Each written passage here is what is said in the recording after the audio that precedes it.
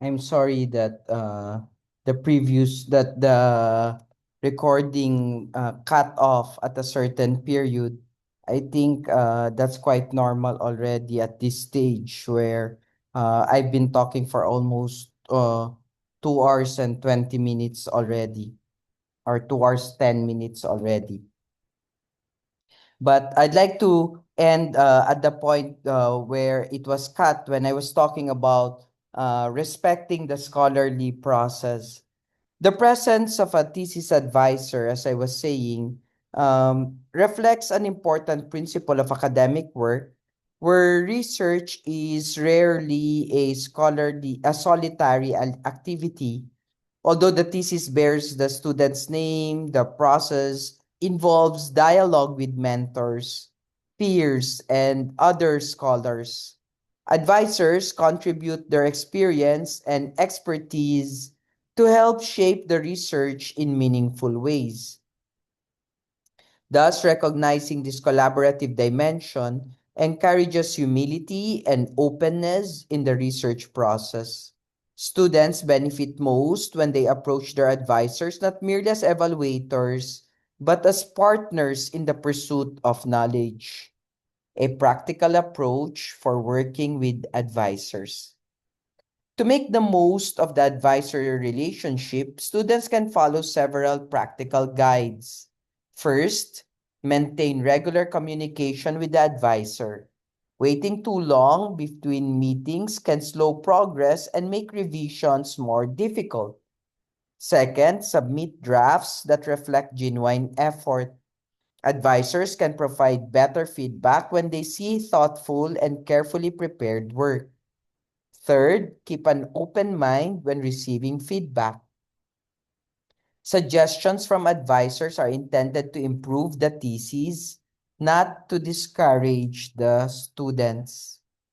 Finally, remember that the advisor's goal is the same as the students, to produce a research study that meets high academic and professional standards. So this discussion of the broken discussion on this slide, page 13, reminds us that thesis writing is not only an individual effort, but also a guided scholarly journey. The advisor basically helps the student navigate the journey, refining ideas, strengthening this research design, improving writing, and ensuring that the study meets expectations of graduate level scholarship. But the most important lesson is this: a good advisor can guide the path, but the student must walk it. When students combine the guidance of their advisors with their own dedication and discipline, the result is a thesis that reflects both rigorous research and meaningful intellectual growth.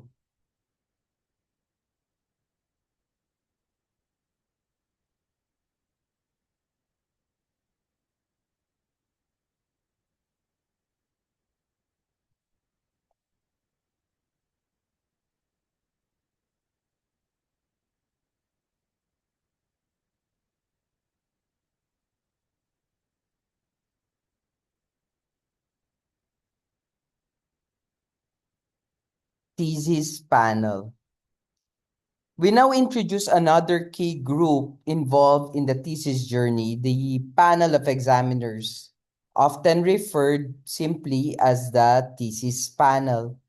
If the thesis advisor serves as the student's primary guide and mentor throughout the research process, the panel serves a different but equally important function. The panel acts as the independent academic body that evaluates the quality, rigor, and credibility of the research. In other words, the panel ensures that the thesis meets the standard expected graduate level work. The existence of a thesis panel reflects an important principle of academic research. Knowledge must be examined critically before it is accepted. Research findings are not validated simply because a researcher believes them to be correct. Instead, they must be presented, questioned, and evaluated by other scholars or experts. This process of evaluation strengthens the reliability of academic work.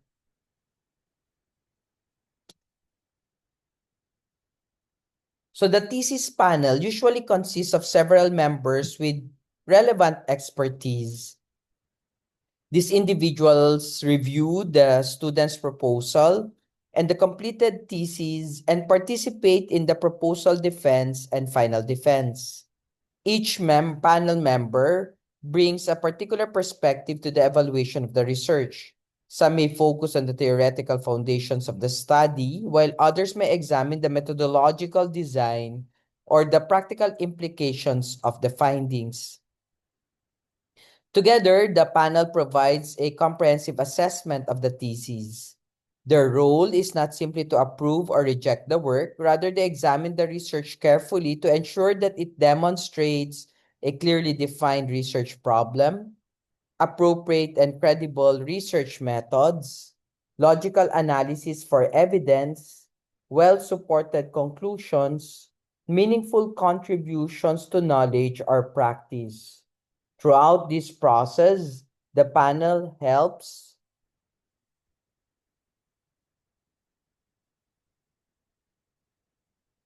maintain the academic integrity of the thesis.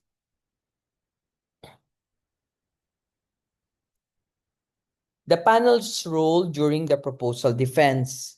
One of the first interactions between the student and the thesis panel occurs during the proposal defense.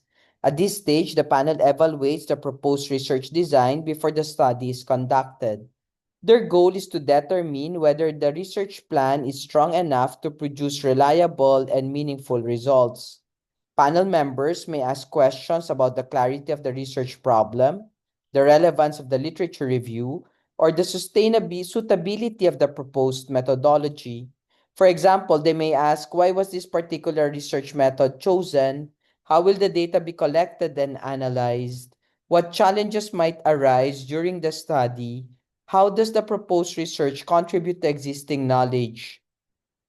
These questions help identify potential weaknesses in the research design.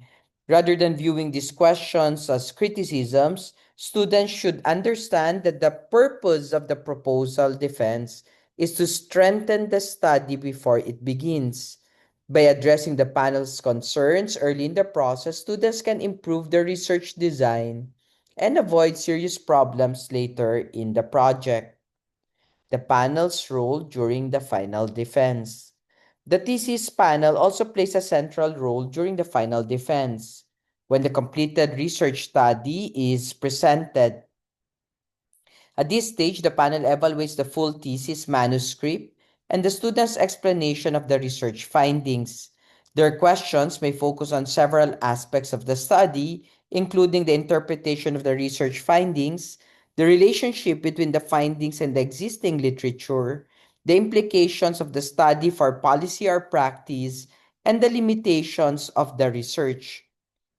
The panel carefully examines whether the conclusions are supported by the evidence presented in the thesis. This process ensures that the research is not only clearly written, but also intellectually sound. That's why the panel strengthens the quality of the research. The presence of a thesis panel benefits the students in many ways. First, it introduces multiple perspectives into the evaluation of the study. Different panel members may notice issues that the student or advisor might not have considered. Second, panel feedback often leads to improvement in the thesis. Suggestions from panel members may clarify arguments, strengthen the discussions of findings, or refine the recommendations. Third, the panel process helps students develop the ability to defend their ideas intellectually. Graduate research is not only about producing written work, It is also about learning to explain and justify that work clearly. When students respond thoughtfully to panel questions, they demonstrate both their understanding of the research and their ability to engage in the scholarly dialogue. Approaching the panel with confidence. Students sometimes feel anxious about presenting their work to the thesis panel. This is understandable because the panel consists of experienced scholars and practitioners. However, it is important to remember that the panel's purpose is not to intimidate or discourage the student. Instead, the panel's role is to ensure that the research is rigorous and credible. Students can approach the panel with confidence by preparing thoroughly. They should understand the research problem clearly, be familiar with the literature related to their study, and be able to explain their methodology and findings in simple and logical terms. Clear and organized writing also helps greatly. When the thesis manuscript is well structured and the arguments are presented logically, panel members can evaluate the work more easily. In many cases, the most successful defenses occur when the students treat the panel discussions as a professional conversation about the research rather than as a test to be feared. The panel as part of scholarly dialogue. In the broader academic tradition, panels and peer review plays a critical role in the development of knowledge. Research becomes stronger when ideas are examined critically by others. Through questioning and discussion, scholars refine their arguments, clarify their reasoning, and strengthen the evidence supporting their conclusions. The thesis panel represents this tradition within the graduate program. By engaging with the panel, students participate in the scholarly practice of presenting research for evaluation and improvement. This experience prepares students for future professional situations where they may need to present proposals, defend policies, or explain research findings to decision makers. Writing clearly for the panel. One final lesson for is the importance of writing clearly for the audience. The panel members are among the most careful readers of the thesis. They examine the logic of the argument, the structure of the chapters, and the credibility of the evidence. If the thesis is clearly written, the panel can focus on evaluating the research itself. But if the writing is confusing or poorly organized, the panel must first struggle to understand the study before they can evaluate it. This is why students should aim for writing that is precise, structured, and transparent. Good academic writing allows the research to stand on its own merit. So, we need to remind ourselves that research does not exist in isolation. Every serious piece of scholarly work is examined by others before it is accepted. The thesis panel represents this process of scholarly evaluation. Through their questions, comments, and feedbacks, panel members help ensure that the research is rigorous, credible, and meaningful. Rather than viewing the panel as an obstacle, students should see it as an opportunity to refine their research, demonstrate their understanding, and participate in the wider community of academic inquiry.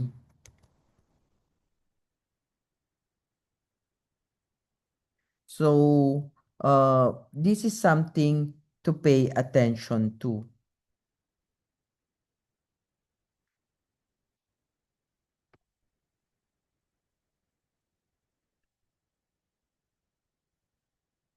Now, let's move to the thesis milestone.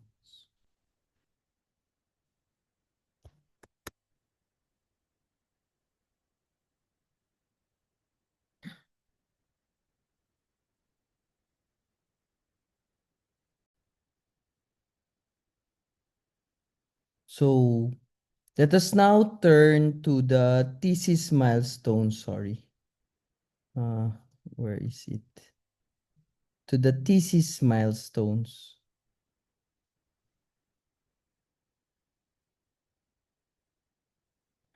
This page may appear simple at first glance, but it contains one of the most practical, important pieces of guidance in the entire thesis guidebook. It lays out the major milestones that students must complete in order to successfully finish the master's thesis. A milestone is more than just a deadline. A milestone is a checkpoint of progress, a moment where the student confirms that an important stage of the research journey has been completed successfully. In the thesis process, these milestones serve two very important purposes. First, they structure the research journey. They break the large and sometimes overwhelming task of writing a thesis into manageable stages.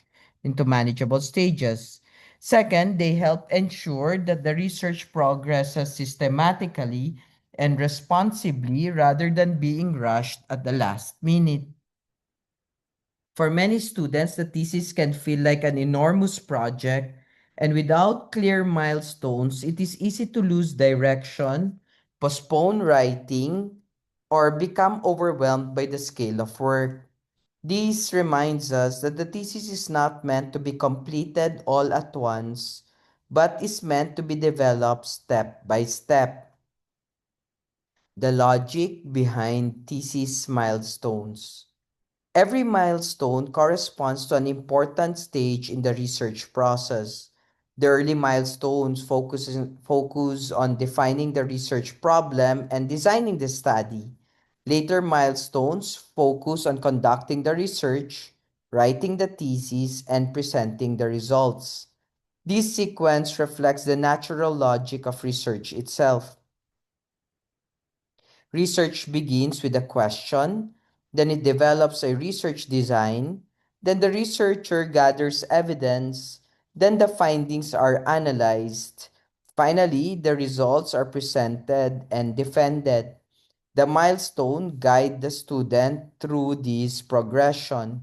They help ensure that each stage is completed carefully before the next stage begins.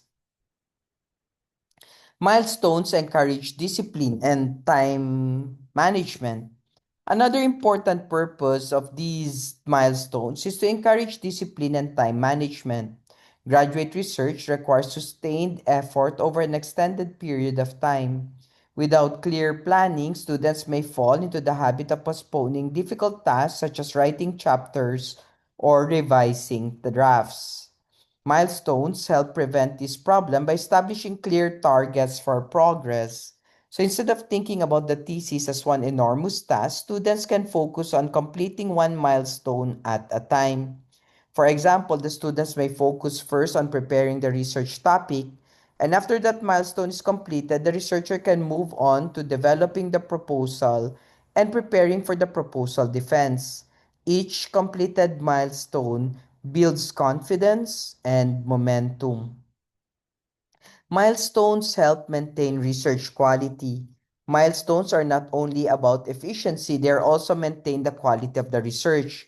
Because each milestone requires review or approval, it ensures that the research meets academic standards before moving forward.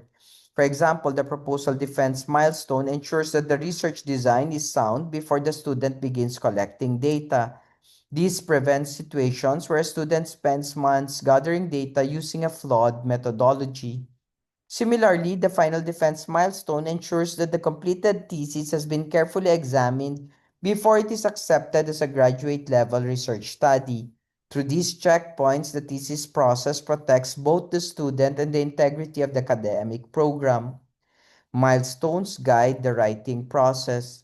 The milestone also plays an important role in the writing process. Academic writing develops gradually. Very few theses are written perfectly in the first draft. Instead, the thesis evolves through multiple stages of drafting, review, and revision. Milestones encourage students to begin writing early and to revise their work as the research progresses. For example, the chapters written for the proposal defense may later be revised and expanded once the data has been collected and analyzed. This gradual process improves the clarity and coherence of the final manuscripts. Treat milestones as intellectual goals, not deadlines. Students should think of these milestones not merely as administrative requirements, but as intellectual achievements. Each milestone represents a moment when the student demonstrates a deeper level of understanding and capability. Preparing the research topic shows that the student can identify a meaningful problem. Defending the proposal shows that the student can design a research study, or completing the thesis shows that the student can conduct systematic investigation and communicate the findings effectively. Seen in this way, the milestones reflect the growth of the student as a researcher. A practical mindset for managing milestones. To navigate these milestones successfully, students should adopt a few practical habits. First, they should plan their research timeline carefully, and this includes setting realistic schedules for reading literature, collecting data, writing chapters, and revisiting drafts. Second, they should maintain regular communication with their advisors. Advisors can help ensure that progress toward each milestone remains on track. Third, students should begin writing early. Waiting until the final stages of the research process to begin writing often leads to unnecessary stress and rushed work. While writing is part of thinking, when students write early drafts, they clarify their ideas and identify gaps in their reasoning. The thesis journey as a series of achievements. One of the most encouraging messages is that completing a thesis is not a single overwhelming task. It is a series of achievements. Each milestone represents progress. Each completed stage brings the student closer to finishing the thesis. Instead of worrying about the entire project at once, students can focus on the next milestone in front of them. This mindset, sorry, my throat is already reacting, makes the thesis journey more manageable and more rewarding. So we remind ourselves that the research is not completed in a single burst of inspiration. There's no such thing. It is the result of steady effort, careful planning, um,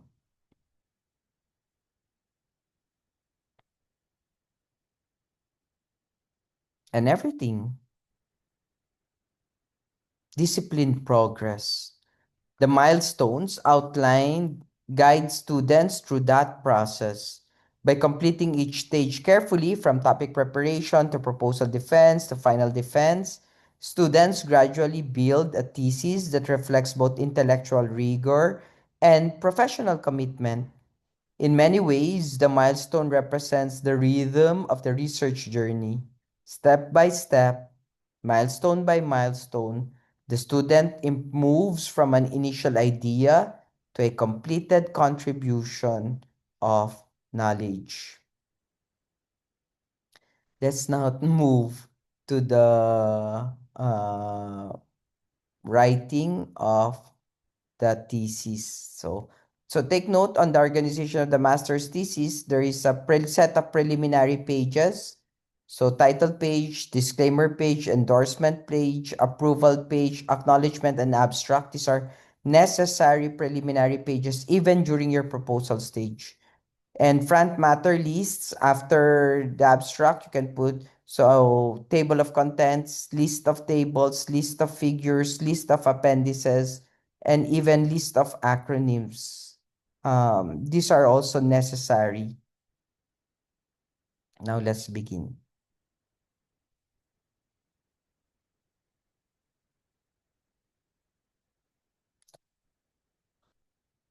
Sorry.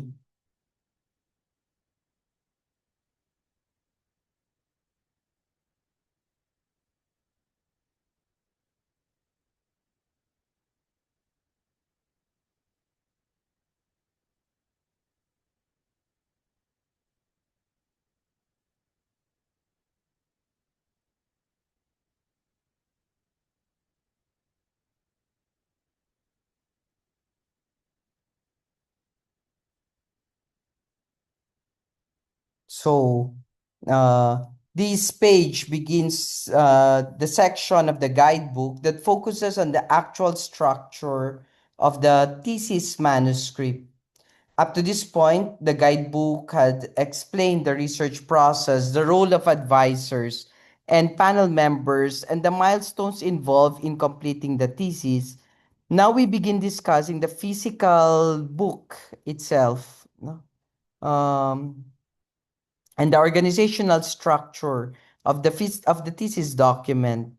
Uh, this is what we call, or what I call, the preliminaries, but the slide obviously refer to them as the organization of the master's thesis, but preliminary pages or front matter lists, these are all labeled as preliminaries in reality.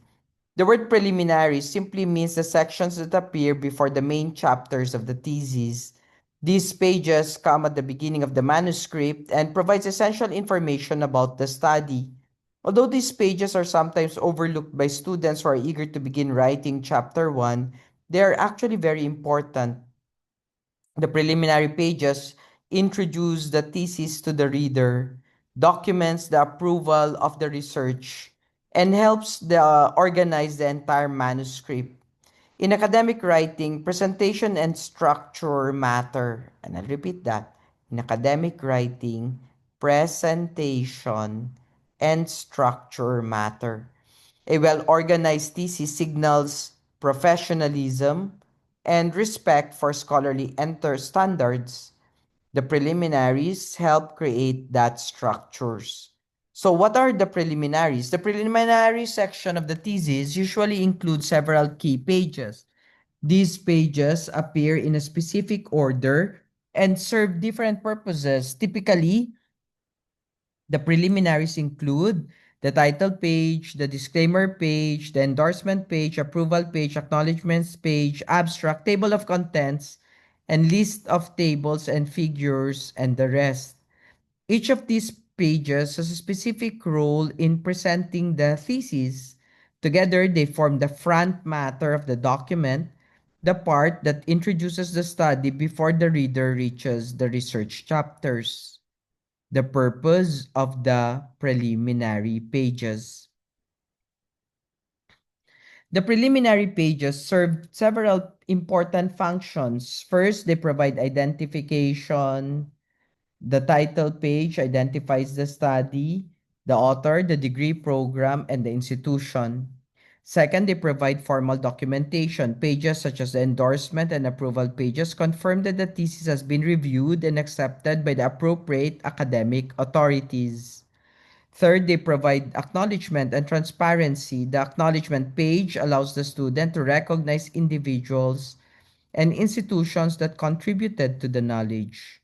Fourth, they provide orientation to the reader. The abstract and table of contents help readers understand the structure and main ideas of the thesis before they begin reading the chapters. These functions may appear administrative, but they are essential scholarly work. Academic research is not only about ideas, it's about clear documentation and responsible presentation. The title page. The first page of the preliminaries is the title page. The title page presents the official title of the thesis, the name of the author, the degree for which the thesis is submitted, and the name of the institution. Choosing the right title is an important step in academic writing because a good thesis title should be clear, specific, and informative. It should communicate the central topic, the study, without unnecessary complexity. For example, a strong title clearly identifies a research focus and context. It may include the key variables, the setting of the study, the group being examined. The title page, therefore, serves as the first introduction of the research to the reader. The endorsement and approval pages. Another important part of the preliminaries include the endorsement and approval pages.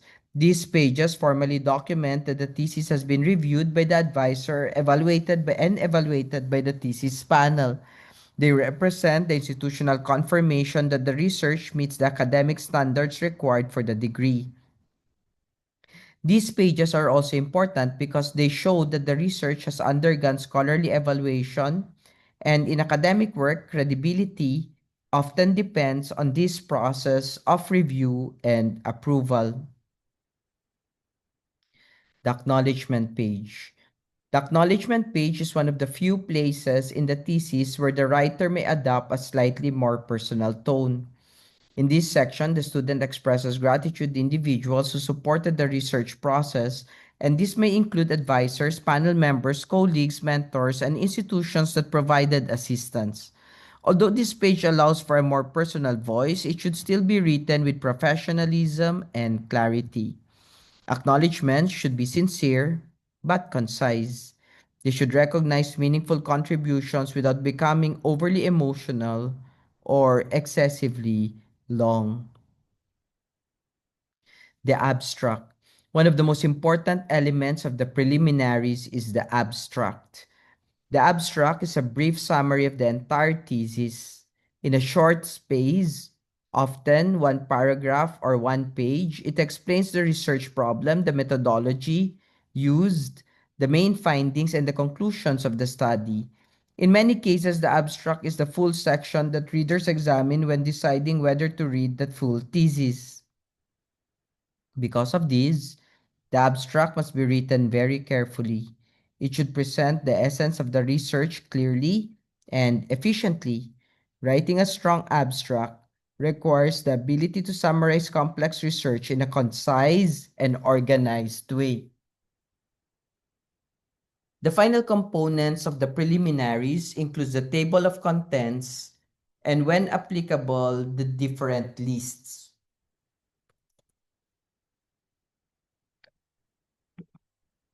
The table of contents provide a roadmap for the reader. It shows how the thesis is organized and where each chapter or section can be found. This is especially important in longer documents such as theses, where readers may want to locate specific sections quickly. Lists of tables and other lists and figures perform a similar function. They help readers find visual data or illustrations included in the study. These elements improve the usability and readability of the thesis. So why preliminaries matter? Some students treat the preliminary pages as minor formalities compared with the research chapters. However, in academic writing, structure and presentation are essential. The preliminaries establish the professional tone of the thesis and prepare readers to engage in the research.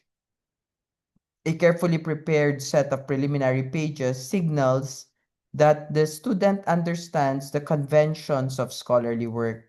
It demonstrates attention to detail, respect for academic standards, and commitment to presenting the research clearly. It also demonstrates attention to detail, respect for academic standards, and commitment to presenting the research clearly.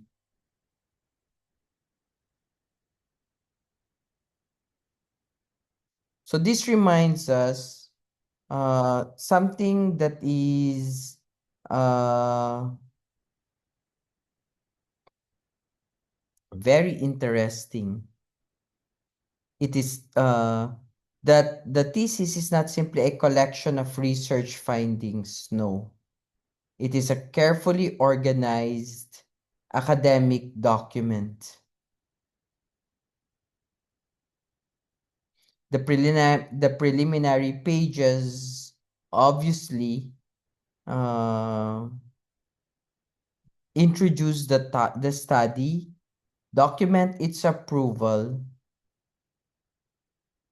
acknowledge contributions, and guide readers through the structure of the manuscript.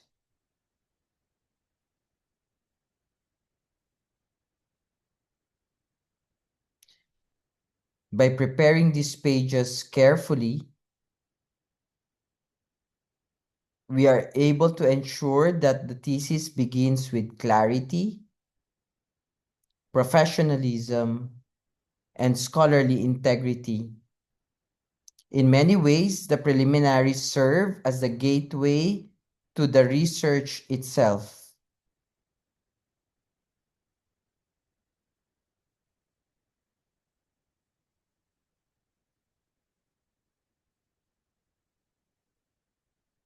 They prepare the reader for the intellectual journey that begins in chapter 1 and continues through the rest of the thesis. Let's move now to the next one, which is chapter 1, the problem and its context.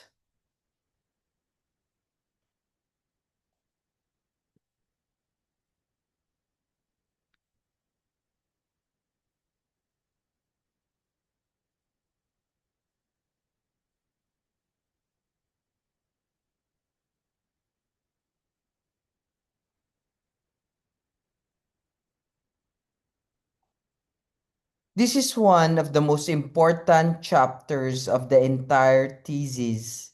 In many ways, chapter 1 determines the success of the entire study.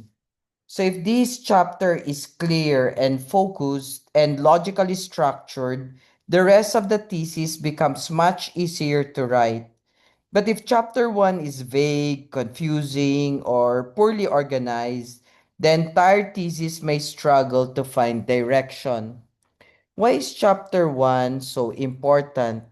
Because this chapter answers the most fundamental questions about the research. And what are these fundamental questions? What problem is being studied? Where does the problem occur? Why is the problem important? And why does the study need to be conducted? In other words, chapter 1 explains the reason the thesis exists. The purpose of chapter 1.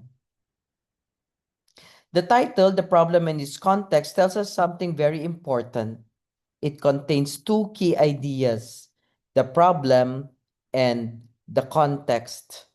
The problem refers to the specific issue, challenge, or gap that the research will investigate. The context refers to the environment in which that problem occurs, the institutional setting, the operational environment, the policy landscape, or the broader system in which the issue exists. Good research always examines problems within context. Problems do not exist in isolation. They are connected to institutions, systems, policies, people, and processes. Chapter 1, therefore, performs two tasks simultaneously. First, it describes the situation in which the issue exists. Second, it identifies the specific research problem that requires investigation. This combination helps the reader understand both what the problem is and why it matters. Although the logical structure of chapter 1. Although the exact structure may vary lightly, chapter 1 typically contains several important sections, and they include background of the study, statement of the problem, objectives of the study, significance of the study, scope and limitation, and definition of terms. Each of these sections plays a specific role and explaining the research problem clearly. But before students write these sections, they must understand one important principle. Chapter 1 is not a place for vague discussions or broad generalizations. It must be precise, focused, and logical. The goal is not simply to introduce a topic, the goal is to explain a specific research problem that deserves investigation. Writing the background of the study. The first part of chapter 1 is usually the background of the study. This section introduces the reader to the broader situation related to the research topic. It explains the context in which the problem occurs. A strong background typically follows a pattern that scholars often describe as the funnel structure. The discussion begins with a broader context and gradually narrows until it reaches the specific research problem. Think of it as moving from the general to the specific. For example, a background section might begin by discussing the importance of maritime safety operational coordination or policy implementation within the maritime sector. After establishing this broader context, the discussion gradually narrows to the particular institution, program, or operating setting relevant to the study. Finally, the section identifies the specific issue that motivates the research. This gradual narrowing helps the reader follow the logic of the discussion. How to clearly present the research problem. One of the most critical moments in Chapter 1 occurs when the researcher clearly identifies the research problem. This moment must be unmistakable. The reader should be able to say, I now understand exactly what issue this study will investigate. Many weak theses struggle at this point because the problem is described too vaguely. For example, statements such as, there are many challenges affecting maritime safety, or there are issues in the implementation of certain policies, are too broad and unclear. A stronger problem statement identifies the specific difficulty or gap that requires investigation. For example, clearer statement might say that operational reports reveal recurring delays in communication between units, suggesting potential coordination problems affecting response efficiency. Notice the difference? The first statement describes a general concern. The second statement identifies a specific researchable problem. Clear problems lead to clear research questions. The importance of context. The second key element in this chapter is context. Context explains the environment in which the problem occurs, and this may include institutional responsibilities, operational structures, policy frameworks, organizational policy practices, or environmental conditions affecting the issue. Context is important because it helps readers understand why the problem exists. Without context, a problem may appear isolated or unclear. For example, if the research concerns operational coordination, the reader needs to understand how the relevant unit interact, what procedures are currently in place, and where difficulties may arise. Providing this context allows the reader to see the significance of the problem. Avoiding common mistakes in Chapter 1. Students often encounter difficulties when writing Chapter 1. One common mistake is writing too broadly for too long. Some introductions spend several pages discussing very general topics such as national development, global maritime trends, or historical background before ever mentioning the actual research problem. This approach weakens the chapter because the reader must wait too long to discover the problem of the study. Another common mistake is introducing the research problem too suddenly without sufficient explanation of the context. The best introductions balance both. They provide enough context for understanding, but they move steadily toward the specific research problem. A useful guideline is this. Every paragraph in Chapter 1 should move the reader closer to the research problem. If a paragraph does not help explain the problem or its context, it might not belong in Chapter 1. Writing clearly and persuasively. Chapter 1 also requires careful attention to academic writing style. Clear academic writing has several important opportunities. It is precise, or qualities. It is precise, meaning the statements are specific and supported by evidence. It is logical, meaning the ideas follow a clear sequence. It is focused, meaning the discussion stays centered on the research problem. And it is concise, meaning that unnecessary words and vague expressions are avoided. Students should remember that academic writing is not about sounding complicated. In fact, complicated writing often hides unclear thinking. The goal of Chapter 1 is not to impress the reader with complex language. The goal is to make research problems understandable and convincing. Why chapter 1 sets the direction of the thesis?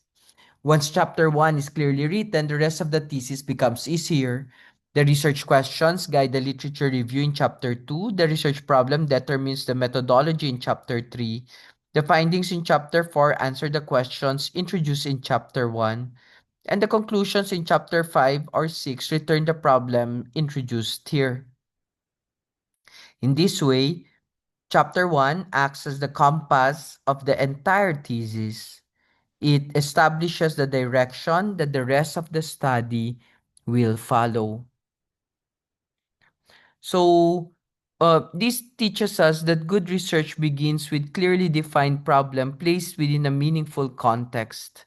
Chapter 1 is where the researcher invites the reader into the study, explains the situation that requires investigation, and establishes the foundation of the entire thesis.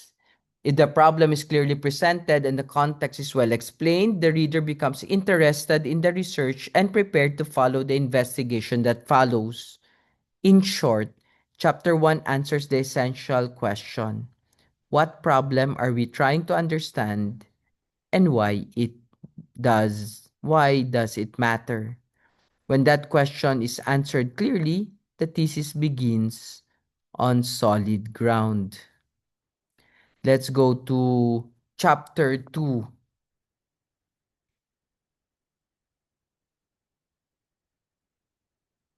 review of related literature.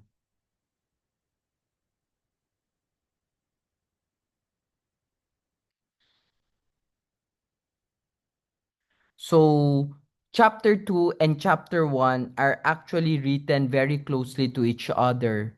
Um, if chapter 1 explained the problem and its context, chapter 2 performs a different but equally important task.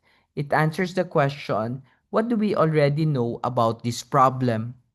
Research never begins in isolation. Every study is connected to earlier ideas, previous research, theoretical frameworks, and practical experiences. The purpose of the literature review is to examine that existing knowledge and show how the current study fits within it. In simple terms, Chapter 2 places the entire research within the broader conversation of scholarship and professional practice. The purpose of the literature review. The literature review serves several key purposes. First, it demonstrates that the researcher has studied the existing body of knowledge related to the research problem. A thesis should not simply repeat what others have already discovered. By reviewing existing literature, the researcher shows familiarity with previous studies, theories, and findings. Second, the literature review helps clarify the research problem. Sometimes the research or earlier work reveals patterns, contradictions, or unanswered questions that justify the current study. Third, the literature review helps build the theoretical and conceptual foundation of the research. It introduces the frameworks, models, or ideas that guide the study. Finally, the literature review helps identify gaps in knowledge, and these gaps often explain why the present study is necessary. In other words, Chapter 2 answers a critical academic question: what has already been discovered and what still needs to be discovered. Literature review as conversation. One helpful way to think about the literature review is to imagine it as a conversation among scholars and practitioners. Researchers across different times and places have studied related issues, and they have proposed theories, conducted studies, and offered explanations. So when you write chapter 2, you are entering that conversation. You listen to what previous researchers have said, you examine their evidence and conclusions, you compare their ideas with one another, and then you explain how your own study contributes to the discussion. This perspective helps students avoid a common mistake, treating the literature review as a simple list of summaries. The literature review is not merely a collection of articles or books, but a structured discussion of ideas and findings that are relevant to the research problem. Types of sources in the literature review. The literature review typically includes several types of sources. These may include academic journal articles, books, government reports, policy documents, previous theses or dissertations, and other credible scholarly materials. For research-related public management, development, or maritime security, relevant literatures may come from multiple fields such as public administration, policy studies, organizational management, security studies, maritime governance, or operational management. Students should aim to consult credible and authoritative sources. Academic journals and peer-reviewed publications are often the most valuable because they contain carefully evaluated research. Organizing the literature review. A strong literature review is not simply a list of sources arranged in the order they were read. Instead, it should be organized around the themes or concept related to the research problem. For example, if the thesis examines coordination challenges in maritime operations, the literature review might be organized into several thematic sections. One section might discuss the theories of organizational coordination, another section might examine studies of communication systems in emergency response, and a third section might analyze previous research on maritime safety management. Organizing the literature this way may help the reader understand the connection between different studies, but also allow the researcher to highlight similarities, differences, and gaps in the existing literature. One of the most important skills required in writing a literature review is synthesis. Synthesis means combining ideas from different sources and explaining how they relate to one another. For example, so don't just summarize. Synthesizing is better rather than summarizing. For example, instead of writing separate paragraphs summarizing individual articles, the researcher might compare several studies that examine similar issues. The discussion might highlight how different researchers reached similar conclusions or how their findings differed depending on context or methodology. This type of synthesis demonstrates deeper understanding. It shows that the researcher is not merely collecting information but actively analyzing and interpreting it, connecting the literature to the research problem. Every part of the literature review should relate directly to the research problem. Students sometimes make the mistake of including interesting but unrelated material simply because it appears relevant to the general topic. However, Chapter 2 should focus only on literature that help explain or illumine the research problem. Each section should help answer questions such as what theories help explain the issues being studied, what previous research has examined similar problems, and what conclusions have other researchers reached, or what gaps remain in the existing knowledge. By answering these questions, the literature review prepares the reader for the research design described in the next chapter. Academic writing in the literature review. Writing the literature review requires careful attention to academic writing standards. Sources must be cited properly to acknowledge the work of other researchers. Quotation should be used sparingly, and in most cases, it is better to paraphrase and explain ideas in your own words. This demonstrates that the researcher truly understands the material. It's also important to maintain a balanced and objective tone. The literature review should present ideas fairly without exaggeration or bias. When disagreements appear, the researcher should acknowledge them and explain how they relate to the present study. The literature review as the intellectual backbone of the thesis. Chapter 2 serves as the intellectual backbone for the research. It connects the thesis to the broader world of scholarship and professional practice. By reviewing relevant literature carefully, the researcher demonstrates that the study is grounded in existing knowledge while also contributing something new. This foundation strengthens the credibility of the research and prepares the reader to understand research design that will be explained in the next chapter. So, we remind ourselves that research is part of a continuing conversation about important ideas and problems. Uh, the literature review allows the researcher uh, to join the conversation, learning from earlier work, evaluating existing knowledge, and identifying opportunities for new insights.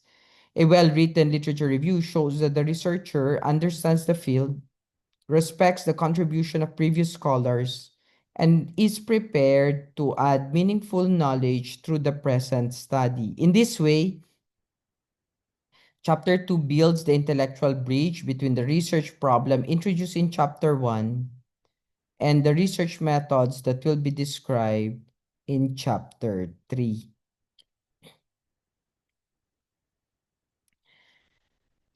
Chapter 3.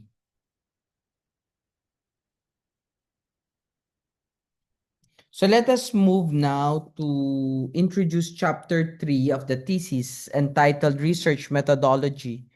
If Chapter 1 explained the problem of and its context, and Chapter 2 examined what previous research has been discovered, Chapter 3 answers a very practical question.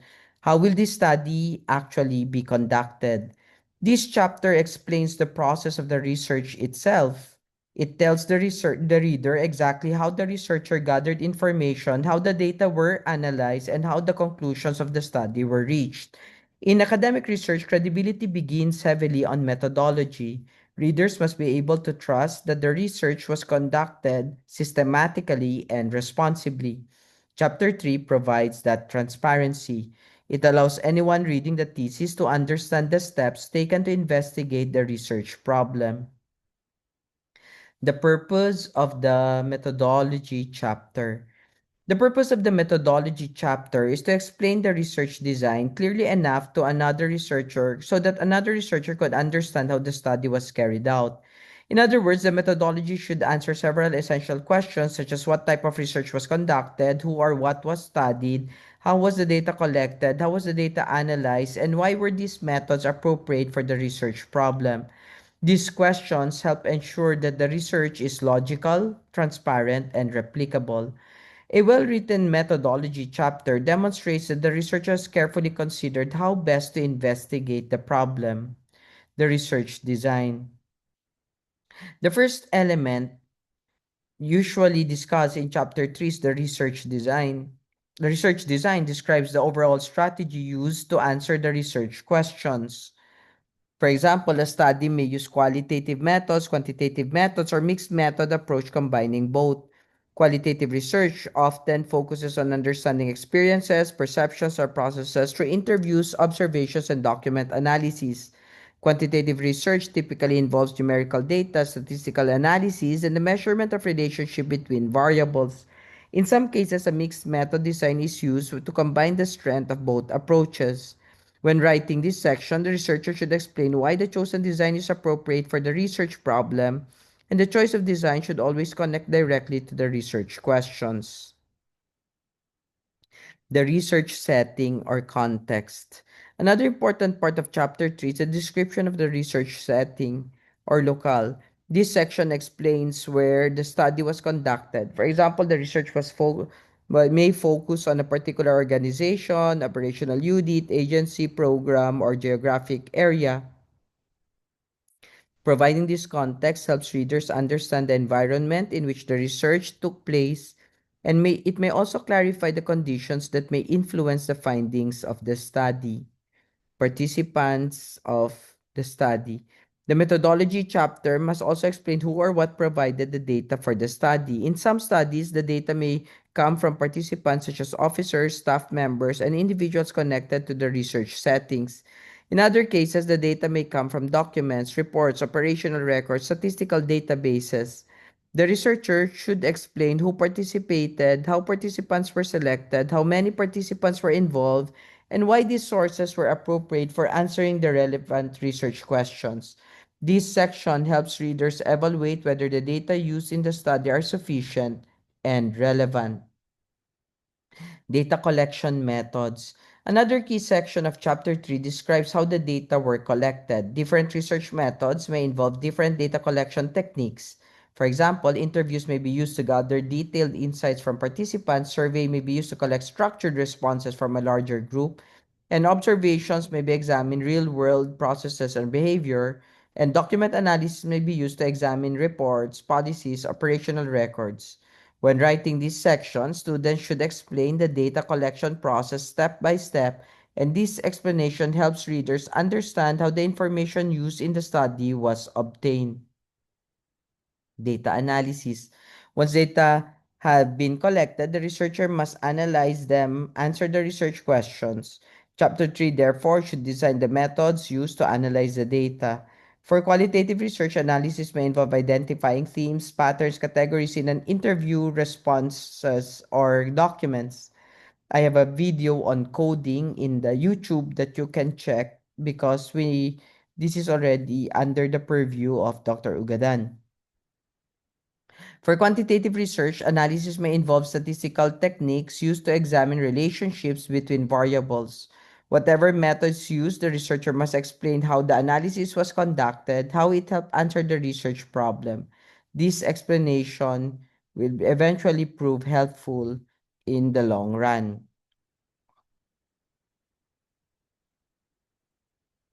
Now, the research framework is actually IPOO. No, that's just IPOO. Uh, writing the methodology clearly. Writing the methodology chapter requires clarity and precision. Students should avoid vague statements such as data were gathered and analyzed. Instead, they should describe the research process in clear steps.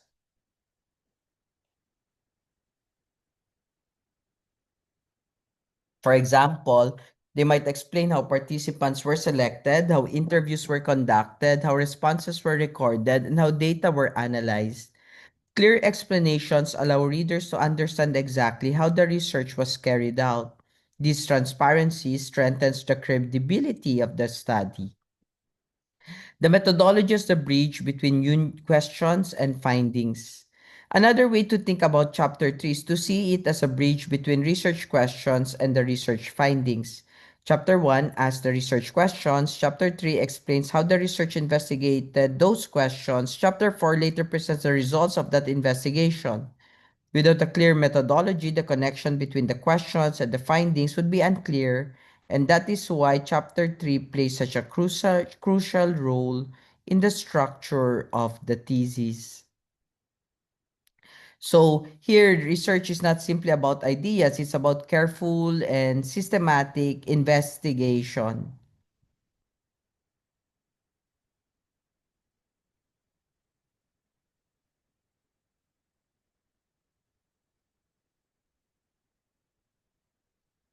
The methodology chapter shows the reader how the study was conducted and why the chosen methods were appropriate.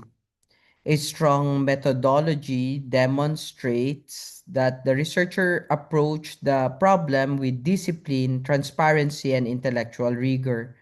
In many ways, this chapter provides the evidence that the research process itself was sound, and when the research process is sound, the conclusion of the study becomes much more convincing. Let's go to the next chapter, which is the heart of the study. So, findings and analysis. Uh,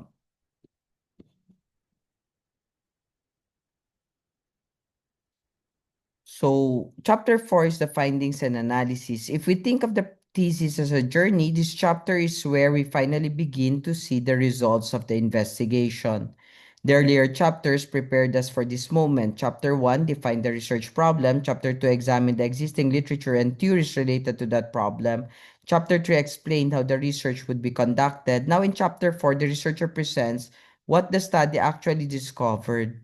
This chapter, therefore, answers one of the most important questions in the thesis. What did the research find? So, the purpose of chapter 4 is to present the evidence gathered during the research and to explain what the evidence means. This chapter does three things. One, present the data that were collected during the study.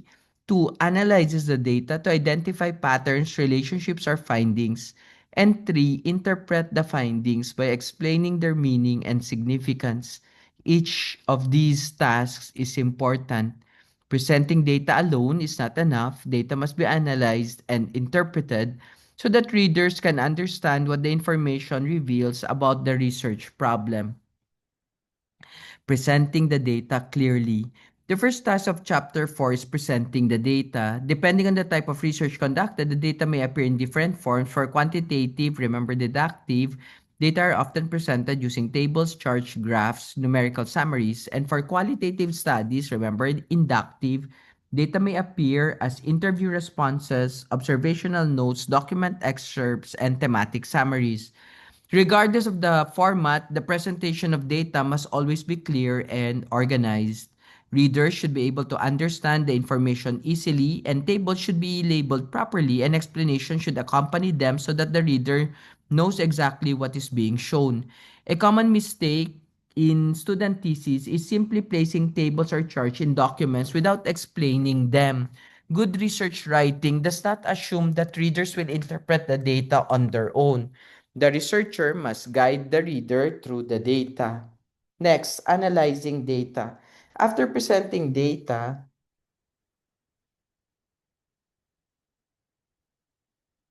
analyzing means examining the data carefully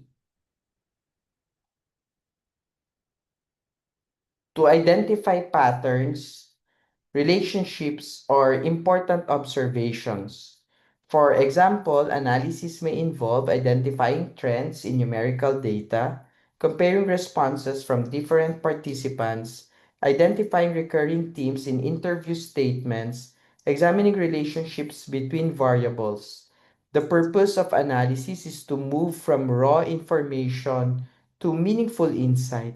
Students should remember that data alone do not automatically produce knowledge. It is the careful analysis of data that reveals what the findings actually mean. Interpreting the findings. The third task of Chapter 4 is interpreting the findings. Interpretation goes one step further than analysis. While analysis identifies patterns in the data, interpretation explains why those patterns matter. For example, if the data reveals delays in a particular operational process, interpretation would explore the possible reasons for those delays and their implications for organizational performance. Interpretation often connects the findings back to the literature reviewed in Chapter 2. For example, the researcher may compare the study's findings with the conclusion of earlier studies. Do the results confirm previous research? Do they challenge existing assumptions? Or do they review new insights that have not been discussed before? By answering these questions, the interpretation section demonstrates how the study contributes to knowledge. A strong chapter 4 is organized around the research questions. Each major section of the chapter should correspond to one of the research questions. For example, if the study has three research questions, the findings should be organized so that each research question is addressed clearly and systematically. This structure helps readers see how the research findings answer the questions that motivated the study. Without this organization, Chapter 4 can easily become confusing, even fragmented. Avoiding common mistakes. Students often encounter several difficulties when writing Chapter 4. One common mistake is mixing too many ideas in one section. Data presentation, analysis, and interpretation should follow a logical sequence.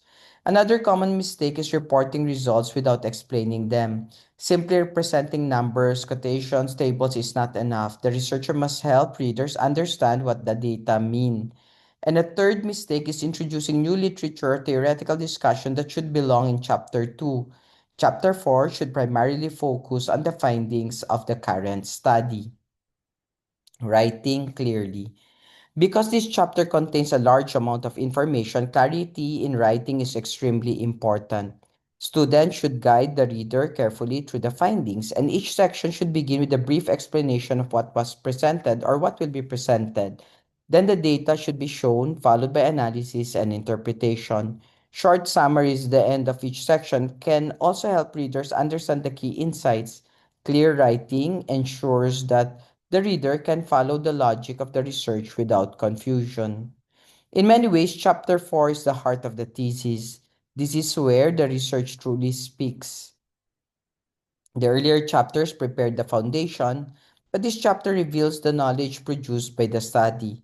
So, if the data are presented clearly and interpreted thoughtfully, the reader will see how the research contributes to understanding the problem identified in chapter 1.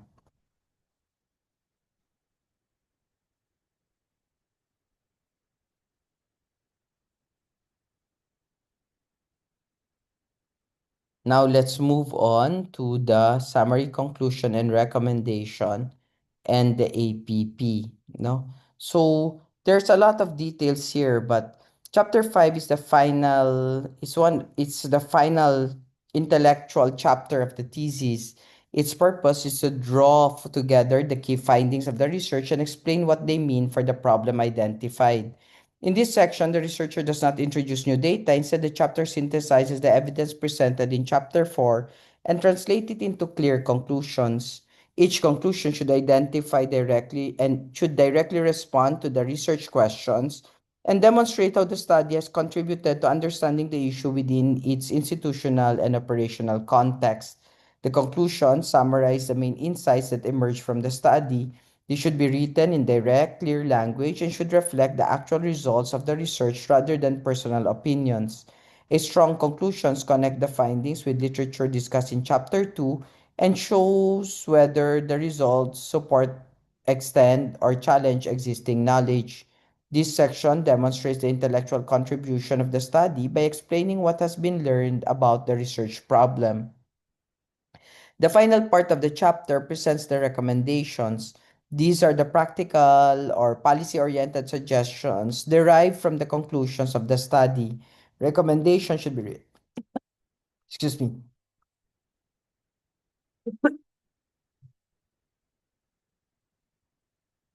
realistic, specific, and aligned with the specific produced evidence produced by the research. They may address improvements in policy procedures, programs, or future areas for study. And when carefully written carefully, the recommendations show that the research findings can be applied to improve practice, guide decision making, or inform future decisions. Another important aspect of this chapter is the action plan and project, which is really the implementation of one of the prescriptions in chapter 4 or in implementation of one or all of the implementations in chapter 4, and therefore something that we have to pay attention to also.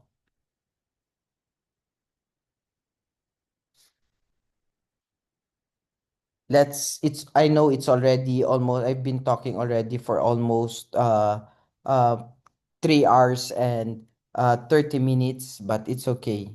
Um we're nearing the end of the slides. That's why, as you can see also, we are already on the latter pages. Now we're now on page 22 of 26.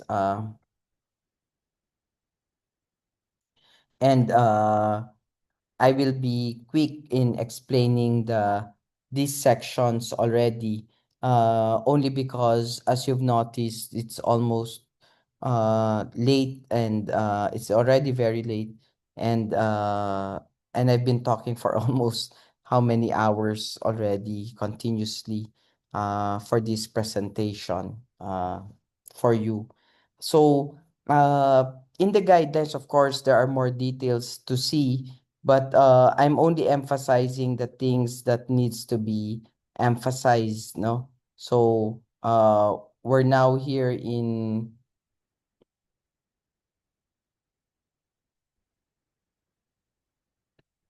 sorry.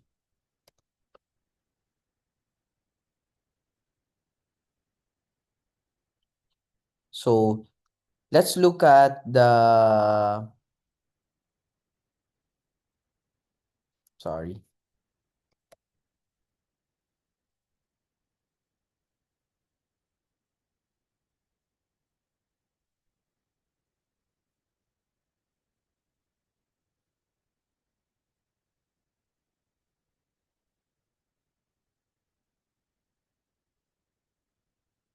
So the next slide, as you can see, is a rather new slide. This is the leadership and management journey. This is the addition of DAP. So let us now move to chapter 6. And this chapter is quite different from the previous chapters of the thesis. Earlier chapters focus on the research problem, literature, methodology, and findings. Chapter 6, however, asks the students to pause and reflect on the experience of conducting the research itself. It is a reflective section that connects academic work to professional development. In this chapter, the student describes the personal leadership and management lessons gained during the research process. Writing a thesis is not only an academic exercise, it is a demanding leadership task. Students must manage time, coordinate with advisors, analyze complex information, and make decisions throughout the study. These activities reveal important leadership behaviors such as discipline, initiative, accountability, and resilience. The chapter therefore encourages the student to examine how the research journey strengthened their abilities as a public manager and maritime leader. Students may discuss challenges they encountered, how they solved problems during the research process, and how they applied leadership principles while conducting the study. This reflection transforms the thesis from a purely academic requirement into an opportunity for professional growth. Ultimately, Chapter 6 reminds students that the thesis journey is a leadership journey. It demonstrates how academic research can strengthen the competencies required for effective public service and operational leadership, especially within the organization, such as the Philippine Coast Guard. Now, let's look at some conventions in writing. We now move to the section on conventions in writing. So while earlier slides explained the intellectual structure, this part focuses on technical writing standards. These standards ensure that every thesis submitted to the program follows consistent academic formatting and presentation. The guidebook specifies several formatting requirements. The thesis must be written in Arial font size 12 with double face spacing throughout the document. The paper size must be A4, which is the standard format used in the program. Margins must also follow specific rules. Left margin should be 1.5 inches, while top, bottom, and right margin should be 1 inch. Another important convention concerns citations. All references used in the thesis must follow APA 7th edition citation guidelines. This rule ensures that sources are cited consistently and that readers can easily trace the scholarly materials used in the research. Proper citation is not simply a formatting requirement, it's also an important element of academic integrity. The slide also reminds students about the proper use of tables and figures, and these elements must be numbered sequentially and placed after the discussion of the text. Each table or figure must include a clear caption explaining what information it presents. This practice improves clarity and allows the reader to interpret the data more easily. Now let's look at pagination and binding requirements. So the next slide explains the rules for pagination and binding requirements. So these may appear to be technical details, but they are important for maintaining consistency in level research submissions. Academic institutions require clear formatting so that the thesis can be archived, referenced, and read easily. The guidebook specifies the preliminary pages must use Roman numerals, and this includes pages such as title page, abstract, acknowledgments, and table of contents. Using Roman numerals helps distinguish the preliminary section from the main body of the thesis. Once the thesis reaches the main chapters, Arabic numerals are used for page numbering, and this begins with chapter 1 and continues sequentially until the final chapter. An additional rule is that the first page of each chapter should not display a printed page number, even though it is counted within the numbering sequence. The slide also explains the binding requirement for the final thesis submission. The completed thesis must be bound in a dark blue leatherette cover with gold lettering. This format represents the official archival version of the research and ensures uniformity across submitted theses. Let's go to the next one on annexes and general guidelines. So the next slide introduces annexes and supporting materials included in the guidebook. These annexes serve as practical references that students can consult throughout the writing process. So instead of memorizing every formatting rule, students can return to these annex sections whenever they need guidance. And one of the most important components of the annexes is the APA citation rules. This part explains how to properly cite books, journals, reports, and other sources using the APA 7th edition format. Accurate citation ensures that the work of the other scholars is properly acknowledged and that the research maintains academic credibility. The annexes also provide detailed formatting instructions. This includes step-by-step guidance on how to format the thesis document, organize chapters, structure headings, and apply consistent spacing and margins. These instructions help students maintain professional presentation throughout the manuscript. Another useful feature of the annexes is the inclusion of sample preliminary pages.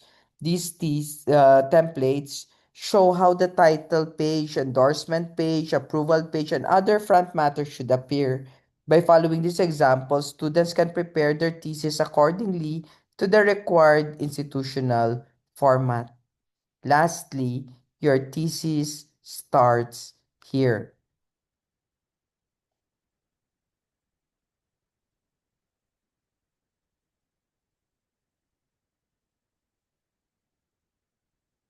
So the final slide delivers a message about the beginning of the thesis journey. It reminds students that the guidebook is meant to accompany them from the earliest stage of topic selection to all the way to the final defense. Go back to the book always. Go back to the book always. The thesis is not a single event, but a structured journey composed of several stages. The slide encourages you to be strategic when choosing a research topic. A good thesis topic should address real organizational or operational challenges and should produce insights that benefit the agency and the nation. In this program, students are encouraged to focus on issues that improve maritime safety, organizational effectiveness, and national development. Students are also encouraged to be rigorous in conducting their research. This means applying sound research methods, gathering reliable data, and consulting credible academic sources. The guidebook specially emphasizes the importance of citing at least 20 high-quality references in the literature review. Finally, the slide reminds students to demonstrate leadership throughout the research journey. Writing a thesis requires persistence, discipline, and commitment. By completing the research process successfully, students demonstrate the qualities expected of leaders who can analyze problems, propose solutions, and contribute to meaningful institutional improvement. It's almost 1 a.m. or if it's not yet 1 a.m. Before we conclude this lecture, your research method classes, let me leave you with a final reflection about the journey you are about to undertake. Writing a master's thesis is not simply about completing a requirement for graduation. It is an opportunity to think deeply about a real problem that affects your organization, your profession, and ultimately the nation. Throughout this process, you will analyze complex issues, examine evidence carefully, and propose solutions that can impose systems, strengthen operations, and advance maritime safety and security. In this sense, your thesis is more than an academic document. It is a contribution to the improvement of public service. The thesis journey will demand discipline, patience, perseverance. There will be moments when the research feels difficult, when writing feels slow, or when the question seems more complicated than expected. But these change challenges are part of the process of becoming a stronger thinker and more effective leader. Every page you write, every idea you refine brings you closer to mastering the skills of critical analysis, strategic thinking, and evidence-based decision making. Remember that this program was designed not only to produce research, but to develop leaders who can transform knowledge into action. The research you conduct should address real issues within your organization and propose solutions that create meaningful impact. When done well, a thesis does not sit quietly on a shelf. It becomes a guide for better policies, improved managerial practices, and more effective operations. So approach this journey with confidence and purpose. Be curious about the problems you investigate, be disciplined in your research, be honest in your analysis, and most importantly, remember that the work you produce has a potential to contribute to safer seas, stronger institutions, and better public leadership. Your thesis is not just a final step in your program. It is the beginning of a deeper commitment to leadership through knowledge, service through research, and impact through action. I know it's a very long journey, but thank you very much for bearing with me as I record this for our lecture. I'm sorry that I'm not able to join you because I have a public defense in for my theologians here in San Fernando, Pampanga, in the Mother of Good Counsel Seminary. Um, Nevertheless, I hope the recording will help you. Miss Shoes have access to my Viber accounts, and there are concerns, urgent ones, I hope you'd consider messaging me. Thank you very much and have a nice day, everyone. Sir Sen.